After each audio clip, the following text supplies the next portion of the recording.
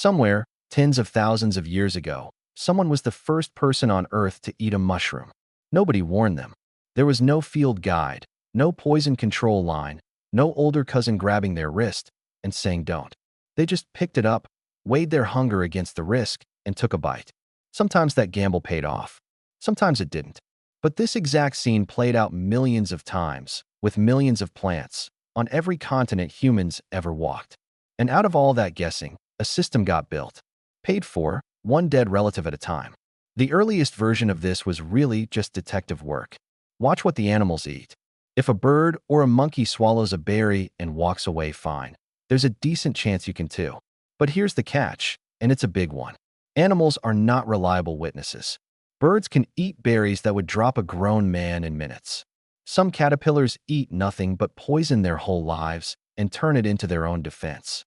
So the body itself had to become the real instrument. Smell it first. Touch it to the lips. Then, if nothing burns, the smallest taste, held on the tongue, not swallowed. Bitterness usually meant stop. It still does today. The compounds a plant evolved to poison you with usually taste bitter. Pure coincidence of biology. Your ancestors' disgust reflex was solving a chemistry problem it couldn't explain. But taste and smell only catch the obvious poisons. Some plants needed an entirely different kind of genius to crack. Take cassava. Today it feeds hundreds of millions of people. It is also, in its raw form, loaded with compounds that turn into cyanide gas inside the body. Somewhere in the ancient Amazon, with no knowledge of chemistry whatsoever, people worked out a fix anyway. Grate the root down. Press out the liquid. Let it ferment. Dry it in the sun for days. Skip a single step and you're eating poison. Follow the sequence exactly, for long enough, and the poison is gone. Nobody knows how many people it took, or how many generations, or how many funerals, to land on that exact sequence. But somebody's family paid for it so the rest of us could eat. Not everyone left this knowledge to chance. Some people turned it into a full-time hobby. Meet Mithridates VI, king of Pontus, a man so afraid of being poisoned by his own court that he chose a radical fix. Every single day, on purpose, he swallowed a small dose of poison. The plan was to build tolerance slowly, a little more each day, until poison simply couldn't kill him anymore. And it worked, which became a problem decades later. Betrayed by his own son and cornered by Rome, he decided he'd rather die than be paraded through the streets as their trophy. So he drank poison to end it. Nothing happened.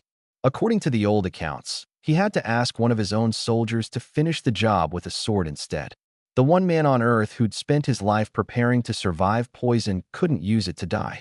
That's the pattern, repeated for thousands of years. Watching, smelling, tasting cautiously, dying occasionally, and folding every lesson into taboo, myth, and memory. And here's where it gets interesting.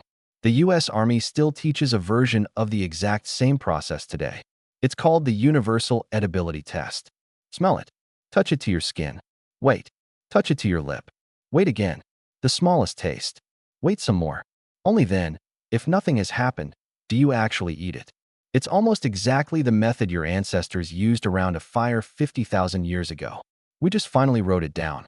So next time you eat a berry from a farmer's market, or bite into cassava bread without a second thought, remember what that safety actually cost. It wasn't luck. It was tens of thousands of years of people just like you, taking the risk so you never had to. Every safe bite on your plate tonight is standing on top of somebody else's very bad day.